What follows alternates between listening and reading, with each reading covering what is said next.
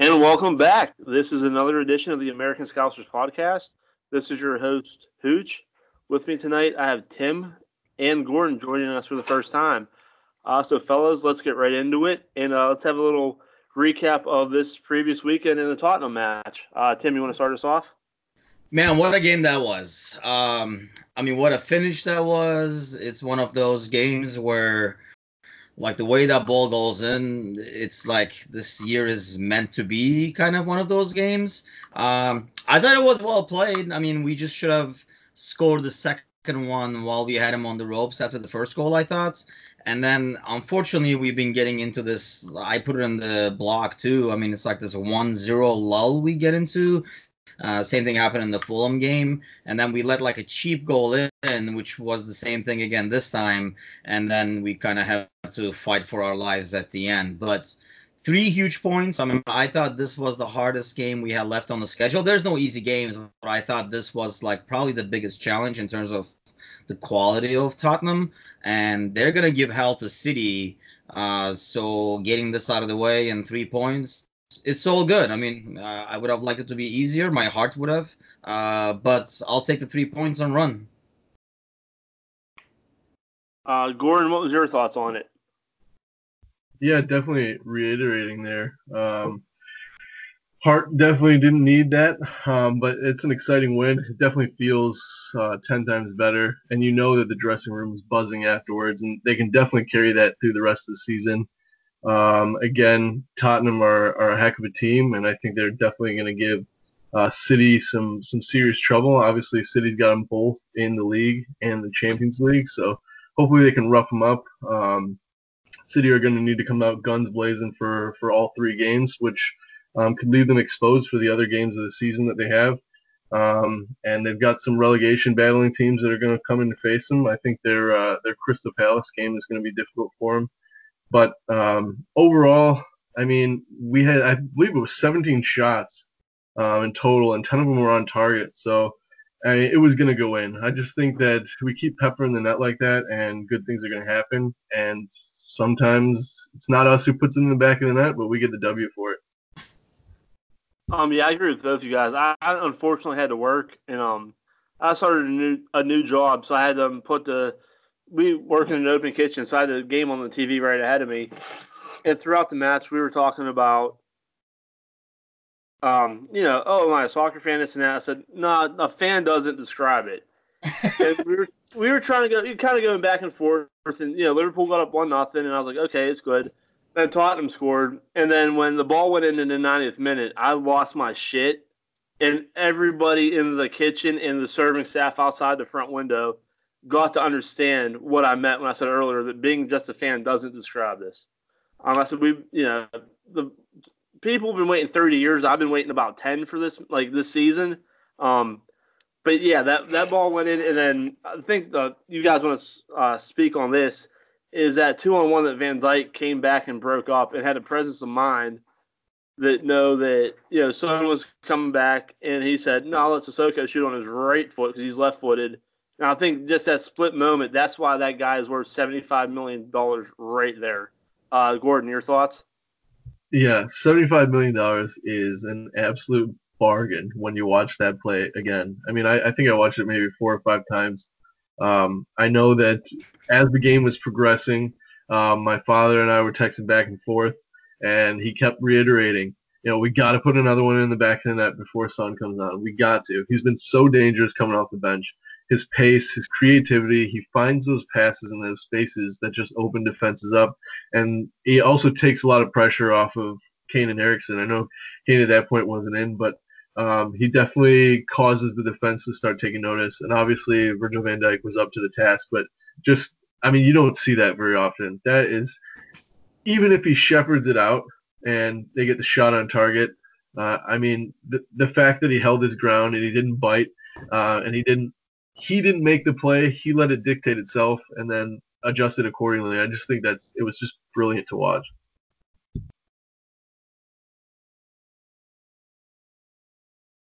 I think that's it's literally textbook because, my daughter plays soccer, and that was like the first thing they talked about this week after doing one of the practices in terms of like defending, and that's the first thing the coach said. Did anybody watch the Liverpool Tottenham game? I mean, that is just textbook defending in terms of, I mean, not biting in, still containing, controlling the pace, kind of like slowing down as they go. I mean, if you watch the replay, Sissoko has to do something. There's no way to pull it back either, because not only he contains them and kind of dictates which way the ball is going to go, he's also slowing them down. And you can see on the replay, there's like 3-4, red jerseys, like sprinting back. So if he holds that ball longer, he's going to lose his position. So it's like he has, and you could tell all the way he just did not want that shot.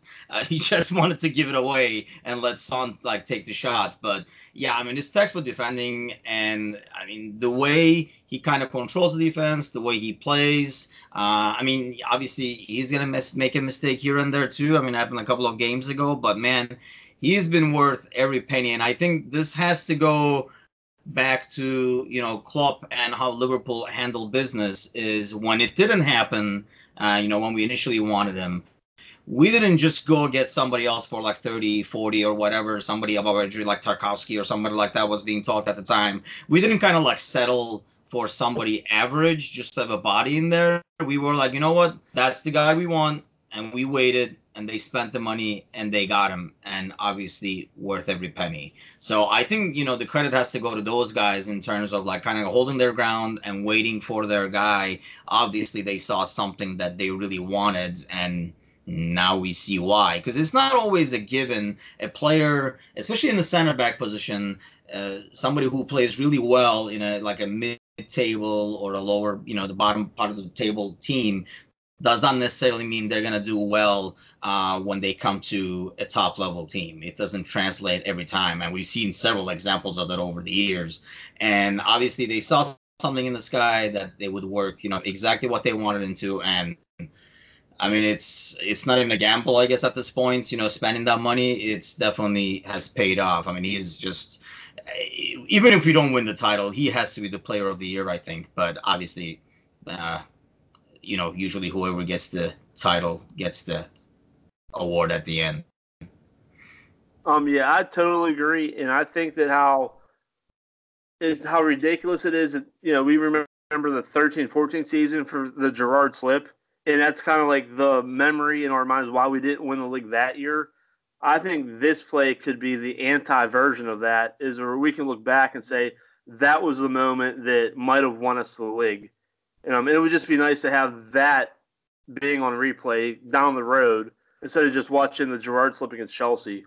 So I think, yeah, it's a great 3 points, especially against a tough team like that.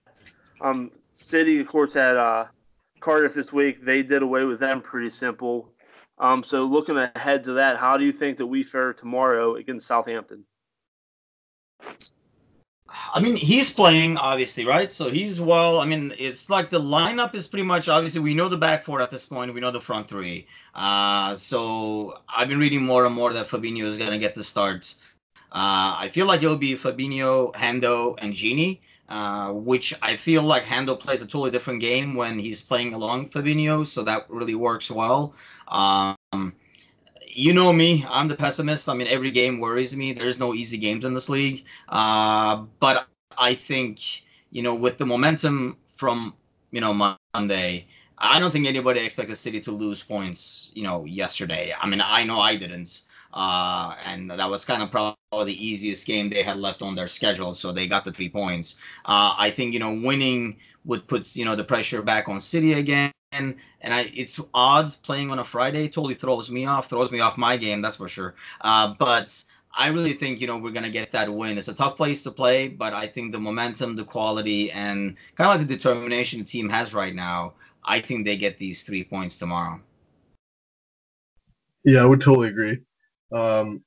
It is a banana peel that we've slipped on before. Obviously, we can't treat any games as winnable. I think that was our main problem in 13-14 was just we went into too many games thinking we'd already gotten the W. And even after the Gerrard slip, I mean, there was chances that we still could have won the league. I mean, Crystal Palace, for instance. I mean, we could have held that lead and actually, I mean, it would have been really difficult, but going down and losing that game, that's difficult. But yeah, I believe that obviously this is a different team. We're much stronger defensively. We've got a lot of options. I think with the Ox coming back, I think it's huge. I think it gives Klopp a lot more to play with, and just basically winning that midfield battle. I know Hassan Hoodle likes to play with his 4-2-2-2. So it's a really congested midfield, and I think that Fabinho is definitely going to be the key there. Whoever owns the midfield, I think, will open the game wide open. Yeah, I agree. And Tim, I agree with your lineup with Gini, Fabinho, and Hendo in the midfield. I think that's a great point that when Fabinho is back there, Hendo has more of a defined role, so he knows like what he has to do. I feel like when he's back there without Fabinho, and that's where I think a lot of his criticism comes from, is that from week to week, depending on the lineup, sometimes he has to play a defensive, sometimes he's given the freedom to go ahead. And I think it's hard for him to find a rhythm, game in, game out. Okay, do I attack this week? Do I not? Do I stay back? Of course, it depends on what the other team does. But I think, with Fabinho being back there as your defensive midfielder, that'll allow Hendo to kind of get more forward, get more creative. And like I said, I've never been the biggest Hendo fan, but I think that when he's on, I mean, he's great. It's just that he has to be involved, I think, early and find that rhythm and let the game come to him instead of him trying to chase all over and trying to figure out how he slots into the game. But yeah, tomorrow it's a nice break in between Tottenham and then Chelsea, then the Champions League coming back on Tuesday. So it'd be nice maybe to get a more comfortable win, maybe a 2-0, 3-0, even maybe 4-0 type. I mean, that's wishful thinking, but I think it'd be great. And just in terms of the games we have coming up, maybe tomorrow's one we can not have to sweat out to the very end. Yeah, going back to the whole Hendo thing, I mean, I think we talked about this before earlier in the season, but I just can't, I don't understand it, and I'm almost sick of fighting the battle against Hendo haters, because to me, I think, anybody who I've read all kinds of stuff, and you can, if you follow the game online, in terms of throughout social media, if you kind of keep checking, which I've kind of stopped doing because it just gets on my nerves as I see people kind of flip flop based on the scoreline in terms of who they're gonna who they're gonna bash and who they're gonna kind of praise. But I mean, the stuff I read, the guy is trash, he can't play, he's not good enough for this team, I've even seen he's garbage. I think anybody who says that just does not understand the game of football. I mean, that's kind of my opinion. So I kind of stopped fighting those battles. They do not understand what Hendo does. They do not understand what he does on the field and what he brings. Is he the best player, the best midfielder? Depends on what you're looking for. I mean, I think in terms of, there's a reason why the guy is chosen over and over again to play in the national team and in Liverpool, because he brings stability to that midfield. And he, in terms of switching the ball, when we're kind of in the attack, getting it from one side to the other side and fast, I think that's the biggest difference between him and Fabinho. I think Fabinho is going to be probably better than Henderson down the road as he gets more and more used to the pace. I think Hendo plays faster. He's not a faster player physically, but he plays faster due to his experience in the Premier League. If you look at the first goal, it's Hendo's switch that suddenly has Robertson wide open, so he can cross that ball into Firmino, which is a perfect cross, by the way. But, so, the things that Hendo does on the ball, off the ball, just does not get seen. And at this point, I don't think, if Hendo had a hat-trick and we tied the game, it would be his fault. To the Hendo haters. It's just the guy cannot win, which I think is a very, very unfair position to put the kid in, because I feel he plays his hardest, he gives everything, and he's very disciplined in terms of what he's given to do. He's not supposed to take the ball and dribble past 5 people and score or create something. That is not his role. So anybody who's constantly trashing him is just not understanding what this guy is asked to do. So as far as I go, I kind of stopped fighting the battle against Hendo haters, because to me, they just don't get it. They will never get it. They just don't know the game, as far as I'm concerned. Yeah, his biggest problem is that he slid in to Steven Gerrard's role. And people are they're never going to give him the time of day because he's not as flashy. He doesn't score big goals. He's not, you know, everything that was Liverpool. Steven Gerrard was a once in a generation player, homebred, just bled for the team. Had the chance multiple times to move away, stuck with the team regardless of our chances of winning. Um, it's just kind of unfair to put such a young player in, and I think he's been battling with that for a long time. I totally agree with you. One of the stats that came out of the World Cup was England played 690 minutes total in the World Cup. Henderson was on the field for 482 of those minutes. England was not trailing at any of those points. And for the 208 minutes that he was off the field, they were losing for 136 of those minutes. So it just goes to show you just how influential he is, not only for Liverpool, how influential he was for his country in the World Cup. I mean, that's the biggest stage in the world. And obviously, England went pretty far there. So I just think that a lot of stuff is overlooked. I mean, he's not Steven Gerrard, and I think a lot of people expected him to be or felt that that's what a Liverpool midfielder should be, and I think that's extremely unfair. Yeah, Gordon, you actually took the words right out of my mouth. I was going to say the problem is you never want to be the man replacing the man. You want to be the man that replaces the man that replaces the man.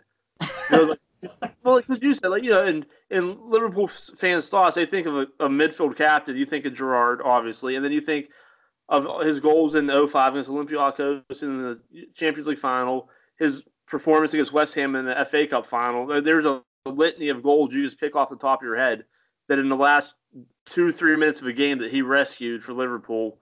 And like you said, he was from the city, and I think it's just unreasonable to expect somebody to live up to that expectation. Because he's replacing a legend. You're never going to, no matter what, like Tim said, he could score a hat trick and they could tie the game, and it's still, he didn't score 4 goals, or he should have had 5. Like I said, I'm starting to come around to that train of thought. I think there's sometimes where there is a chance for him to be a little bit more of a positive player, and maybe he takes a safer role. But it's just everybody's going to have an opinion. But the people who how Tim said, people who call him garbage and think he's trash and can't play, they just don't. They just look at the scoreline. Oh, Hendo didn't score again. He didn't play a good game. So yeah, I think the more people get in touch of what he actually brings to the club, hopefully the best way to quiet all that talk is to lift one of the trophies at the end of the year, and then you can't say anything. If he wins the Premier League this year and he's the guy that gets the captain and gets to raise a trophy, what else can you say? That's your response. As Hendo, listen, I raised the trophy. It's done. I did my job. I did what was asked of me, and there's nothing else. There's nothing else at that point he can do. If people are still going to hate, they're still going to hate. They're going to find a reason not to like him for one way or the other. But the biggest thing he could do is just raise a trophy at the end of the year, and all will be forgotten, hopefully.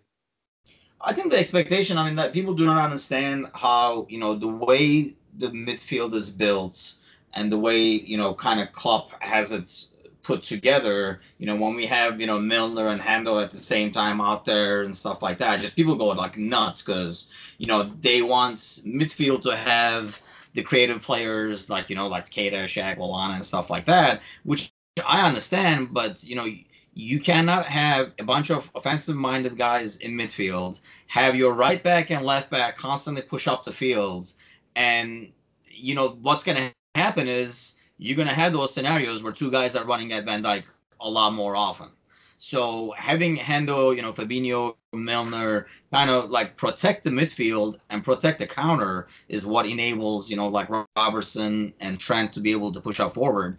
People just want, I don't know, like they treat it like a game of freaking like EA Sports FIFA where you just throw like a bunch of offensive guys in there and like they make something happen. It just doesn't work like that, especially in a league like the Premier League where everybody has quality forwards that they can go to on the counter, and you got to be able to control. If we're conceding less goals this year, obviously, like Van Dijk and Alisson is like a huge part of that. But another part of that is I think, the kind of like the philosophy, how we approach games have changed. We don't go all gung-ho trying to score 4 or 5 every game. We'd rather win 2-0 than 4-3. And part of that is playing a bit more safer in midfield. Like you're going back to what you're saying. Yeah, there are times where Henderson, like you want him to kind of maybe push the ball forward, but then he does play the safe pass sideways or back.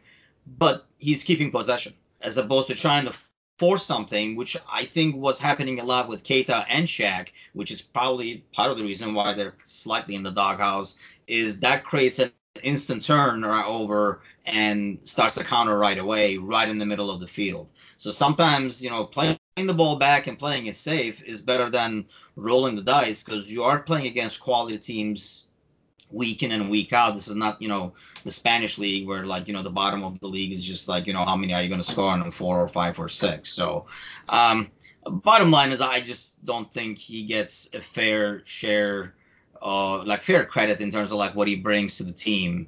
And I think he'll be out there again tomorrow, probably along Fabinho. I don't know. I mean, the only other option I can see is Lallana being involved, but I don't know if we go that offensive and put Fabinho, Lallana, and Gini out there. Yeah, I agree. I think he will be out there tomorrow. But if you're going to rotate your midfield or rotate any type of lineup, maybe this is the match to do it. Where you have Chelsea coming up after the Porto match, so maybe if you want to give somebody a quick breather, maybe this is the match where you can maybe start Lallana and give just Genie or somebody who's on international duty, maybe give them a slight break and then get them ready for the last 7-8 games of the season going forward. I don't know. That's a good question. Do we even, obviously we're playing a lot less games than City.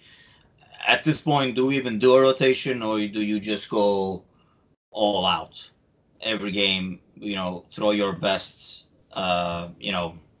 qualifying people out there, not resting anybody or anything like that? Obviously, depth helps, being able to, I don't think we're going to see Milner out there again. Unless, he comes in the 60th to kind of give somebody a rest or something like that. But in some ways, I feel like we should just go all out at all times and not worry that much about rotation at this point. You came to this point, you're only a point behind. They have some really tough games ahead. I feel like they will not win out all the way. And if they do, I guess more power to them. They do deserve the title. But I think they're going to hiccup, especially the games after the Champions League games are probably the most dangerous for them, as is for us, but they have tougher fixtures than we do. So I feel like we just go all out every game and put our best 11 out there, regardless of kind of rotation or how tired they are and stuff. It's kind of time to suck it up and give it all out there. Yeah, I would completely agree with that statement. The only thing that would give me any tentativeness about that would just be the fact that we're on the back end of essentially a 2-year-long season for some of these players who went to the World Cup and got deep. So there's a lot of tired legs out there. I think that could also speak to why Virgil van Dijk has been as influential as he has been this season. He got his summer break, as sad as that is. But not many players, or not many big players at least in the Premier League, was afforded that break. So I could definitely, you could start to see him legging out a little bit. But it'll definitely be interesting. I'm totally in agreement that I think we should just go balls to the wall and put everyone we got and everyone who's firing at least, put our strongest lineups. I mean, we got 6 games between us in the end, and not even including Champions League, but just those 6 games are so important, and I don't think that we can afford to rotate the starting lineups at least too much. No, I do agree with that. I just thought maybe tomorrow might be the match where you can kind of do it before the Champions League and Chelsea. But how Tim was saying, the match is coming up between us and City, who I've affectionately coined the Abu Dhabi FC, coming up. That they have Crystal Palace away, Spurs. This is just Premier League. Palace away, Spurs at home.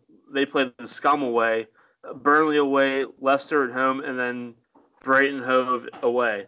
So I did a little calculations, and I added up those teams placed in the standings as they are today, added a point for home matches, subtracted a point for away matches, and I did the same thing for Liverpool.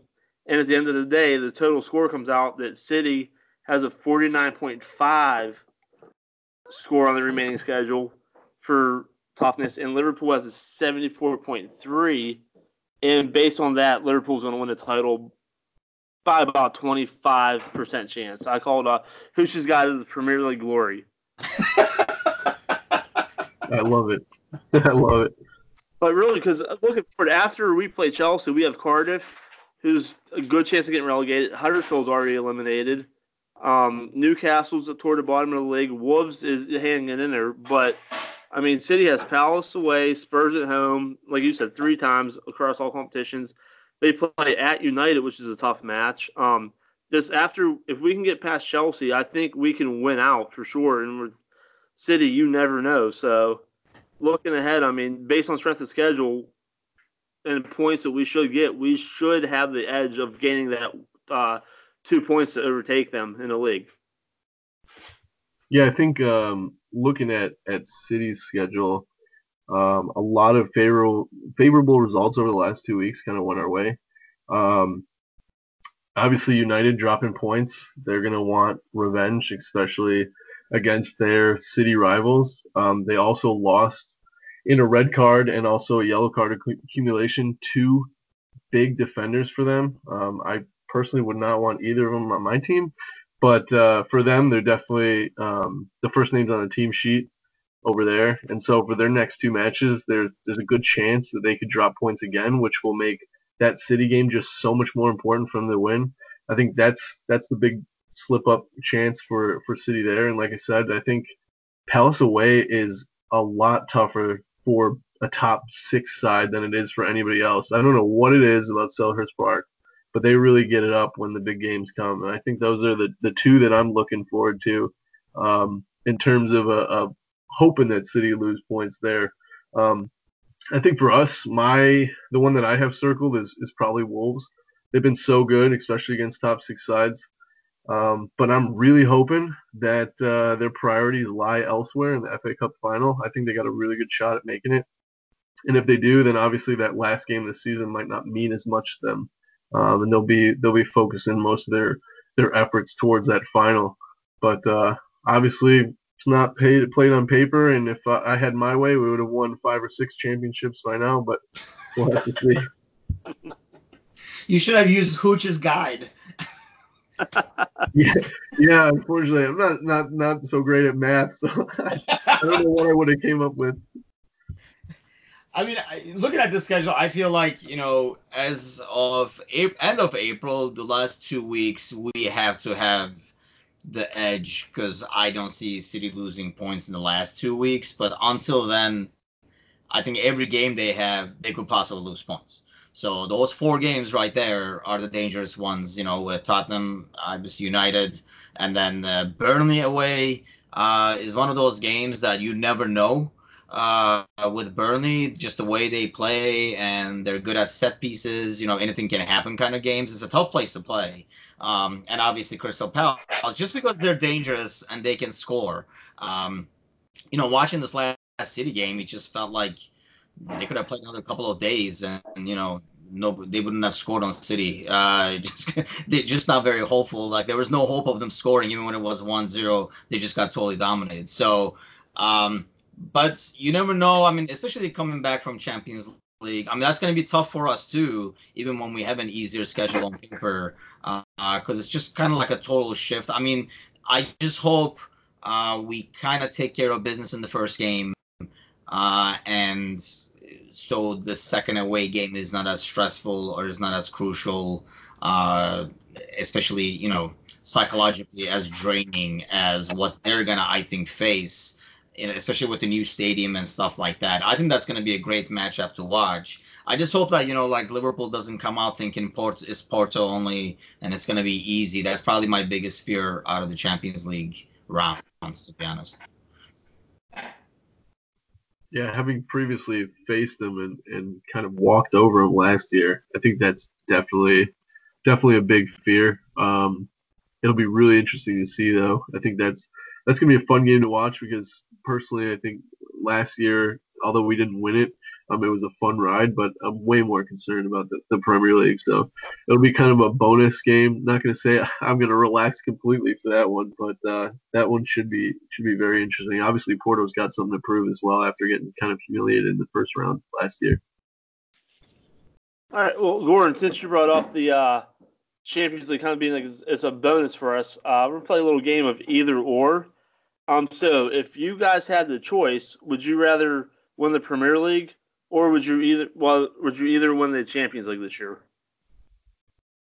I think it's just the Premier League. Oh, It doesn't even sound right if you think about it. I mean, I don't know how many clubs would say that around the world, but to me, for some reason, it's the Premier League. It's just I don't know. The whole season is such a long ride. So many battles, so many ups and downs, like some ridiculous moments.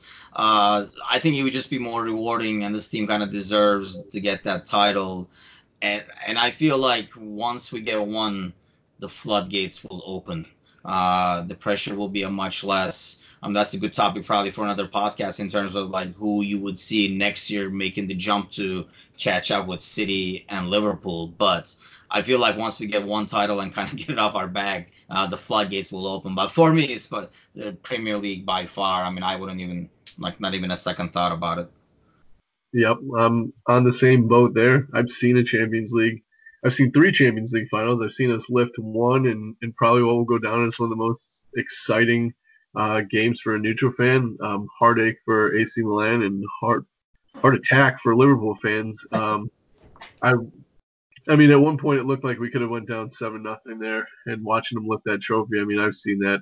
I've not seen a Premier League. I would love to see a Premier League. I think definitely this team deserves it, and I completely agree with that statement that there's so much pressure, and I really feel like that's probably what got to that 13-14 team was you can feel the tension. That's another thing about this weekend is it's an easier team, but obviously you can't take any easy games. But it not being at Anfield might be the best thing for us because there's so much tension at Anfield. There's all these fans have been waiting patiently. We've seen heroes come and go, people that we wish we could have seen lift that trophy, and they haven't.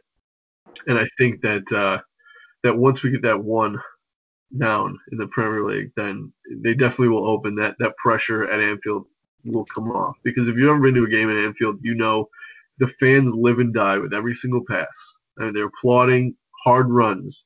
They're applauding crosses. Maybe the crosses don't get to the intended person, but the ideas, those clever little 1-2 passes are applauded. Every time we lose the ball, the whole team, it really is a 12th man at Anfield. And I think that's what makes the club so special, but it has its downfalls as well because I think it puts an immense stress on the player. So yeah, lifting that first one, getting that monkey off our back, and just being able to go out in the next 5 to 10 years, hopefully, and at least challenge for him.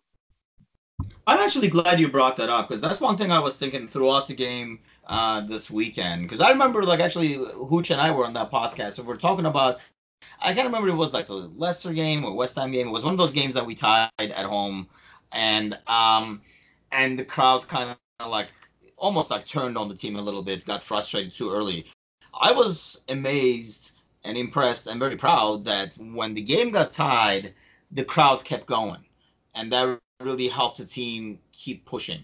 Even when they had that 2-1 and they had a couple of chances, the crowd was behind them the entire way.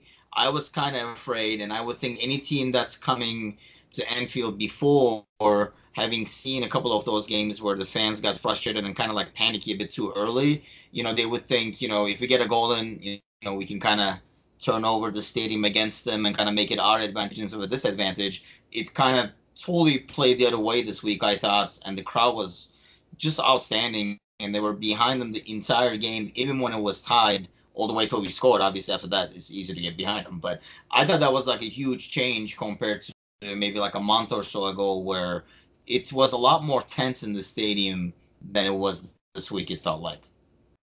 Yeah, I remember that podcast. I believe Tim's words, and I'm paraphrasing, was if you're not going to be behind them, if you go to the game, just shut the fuck up and don't go.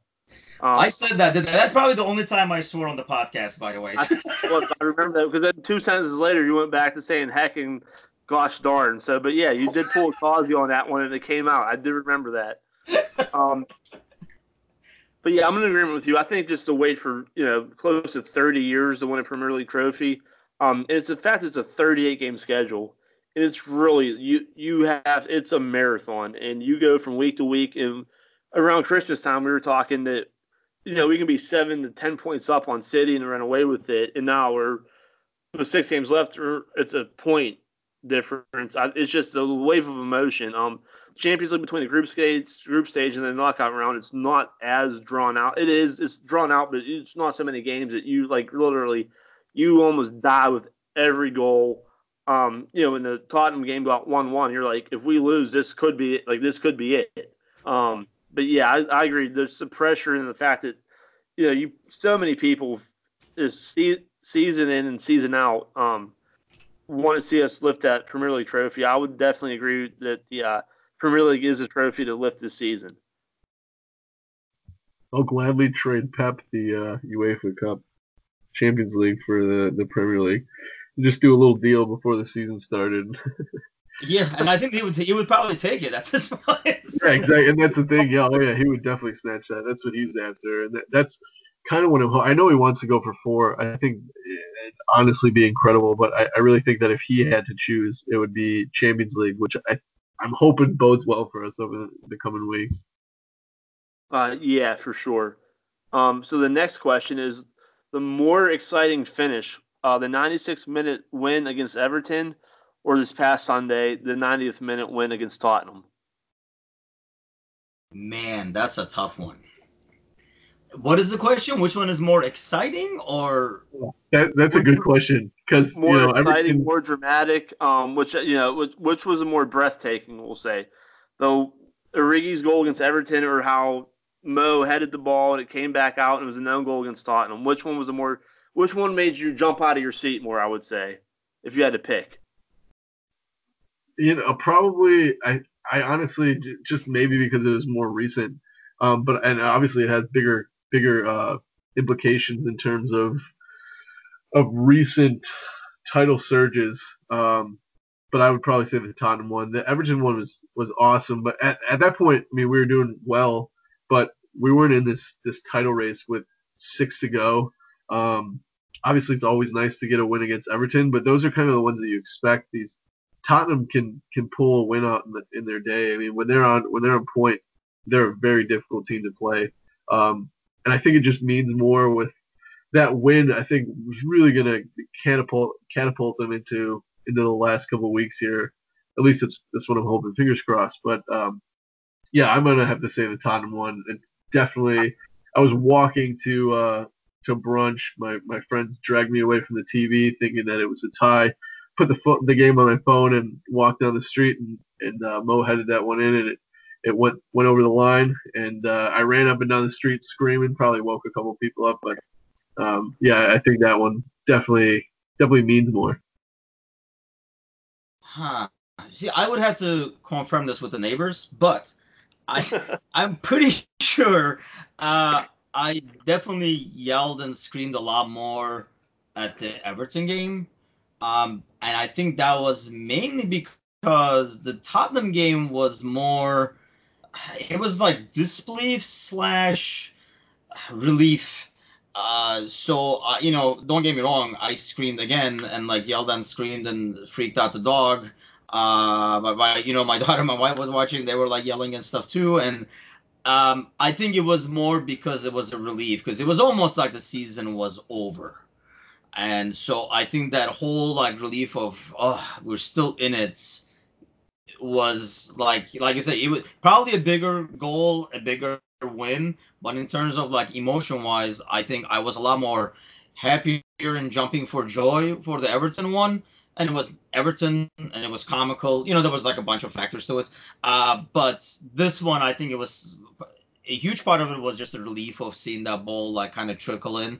And I would say I was afraid I could not even start screaming until I saw kind of Salah celebrating towards the linesman, because I was slightly afraid that he was off, because he was so open when that ball came through. So I couldn't even start celebrating until I saw him kind of run towards where the linesman was, so you knew the flag wasn't up. So I think partially because of that and the relief, I probably yelled less, but definitely a bigger goal, I think, in the grand scheme of things. Obviously, they both brought 3 points, but in terms of the timing of the season And like I say, as far as I'm concerned, it was the toughest game, at least on paper, that we had on the schedule.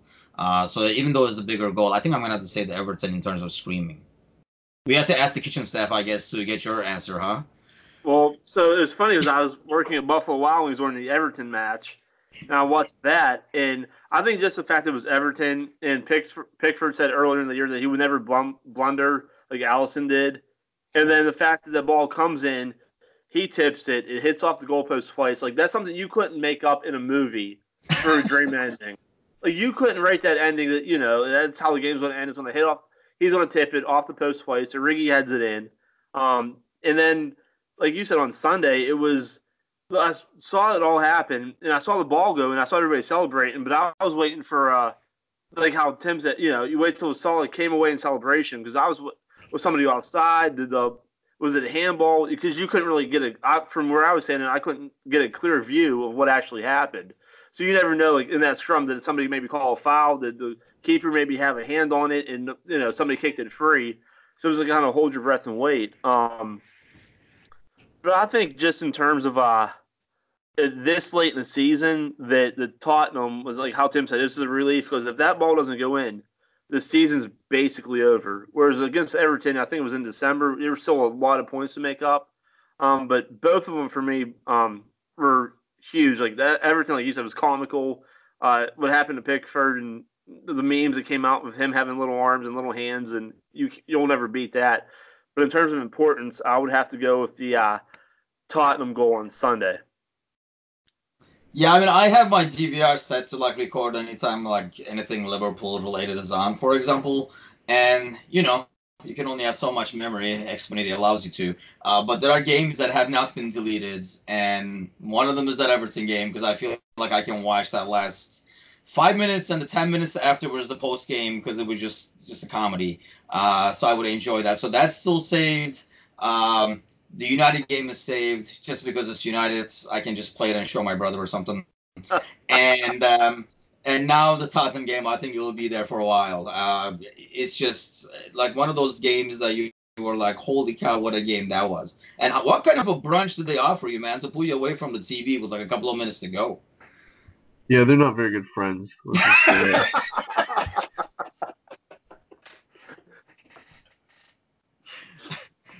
You need some Reds fans as friends.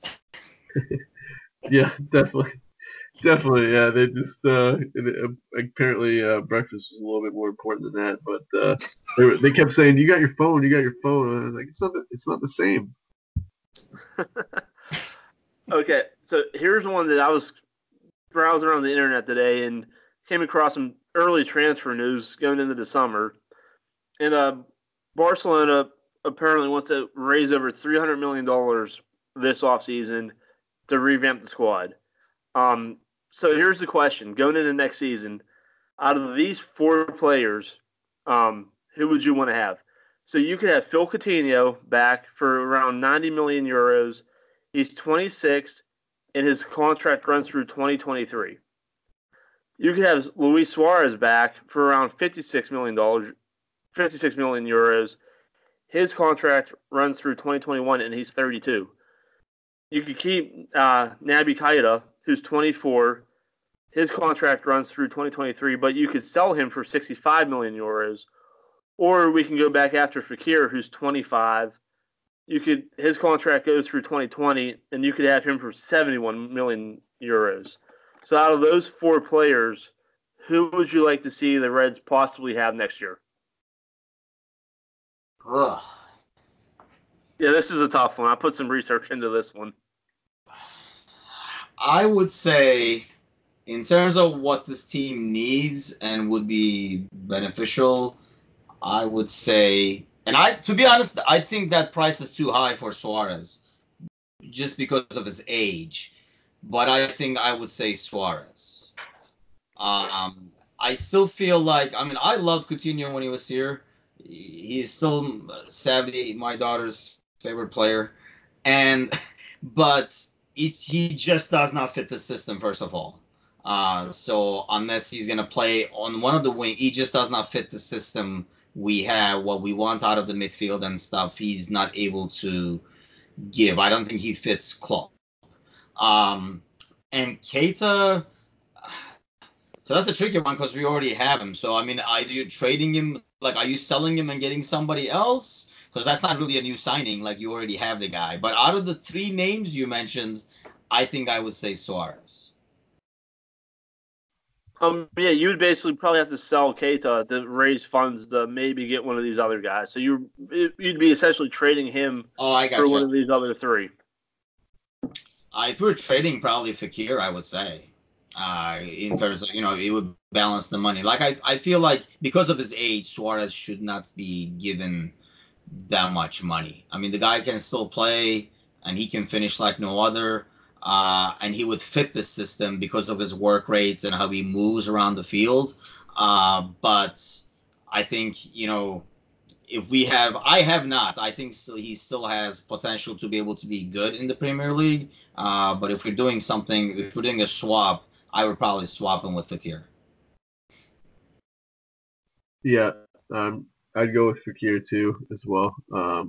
Just for money. Also, Phil, as good as he was, I also don't think he fit the system very well. He didn't want to be here. That's another thing. His attitude waned at the end. Seemed like it was more of a family issue too. His wife and stuff wanted to get out, be with more. I'm not even sure what that was all about. Maybe it was just something that came out in the papers. But yeah, the other thing too is if we buy him back, then we lose all those bonuses that we were promised that were in the contract to Barcelona. And I said in one of the articles I wrote last week that it's about $18 million in bonuses for him to complete a certain amount of games. And if he gets sold this summer, he'll come shy of that threshold. So I think that would be just a double whammy and not very smart business. And if we know anything about the business over the last couple of years, I mean, we're a little bit too smart for that now. I think maybe 4 or 5 years ago, we probably would have jumped on it. We were looking to sign jerseys and pretty much just get butts in the seat for and people that might not have fit the system. But I think we're a lot smarter than that now, and I think part of that has to do with them taking a lot of what Klopp has to say. Obviously, identifies targets that he wants, but yeah, if it was going to be straight swap, I'd definitely say Fakir. Yeah, I'd probably go with Fekir just based on age and money. Like you said, value. And this isn't exactly what they would be sold for. It's just what their value was. I found it was the website was transfermarket.net, and it was just based on everything. That's what their value is. So you could probably get them for cheaper, more expensive, depending on the extenuating circumstances. Yeah, I don't think you could ever. I don't think Liverpool would ever welcome Phil back just based on the fact, like Gordon said, he quit on the team.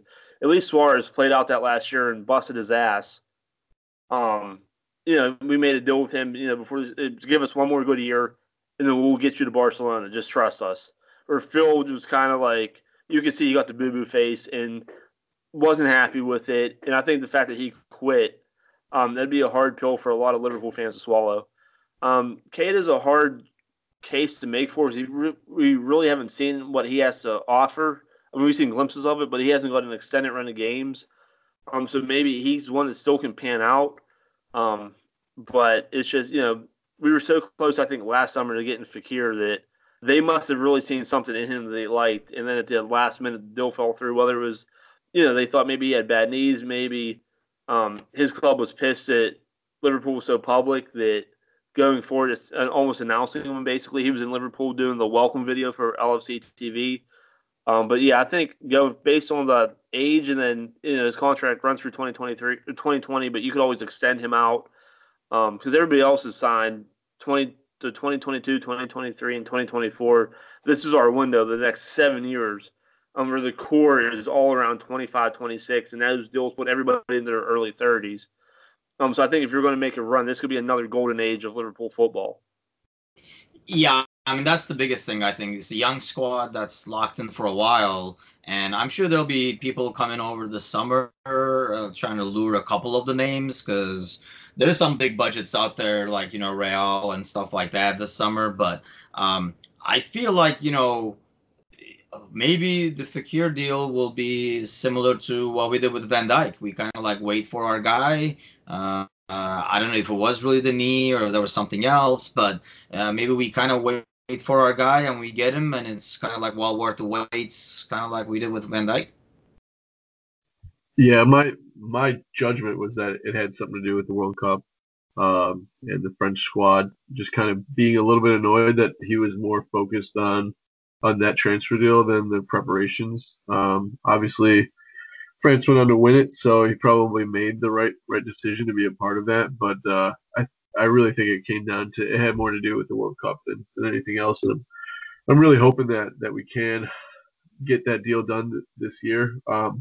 And I was struggling to find the article here when you were asking that question, but just to prove that Coutinho didn't fit the system, the stats with the front three that we currently have with Phil, we were getting 1.7 points a game, and without him, we were getting 2.35 points a game. So just like an immense difference. He didn't fit the system, but yeah, I'm hoping that we can close that Fekir deal.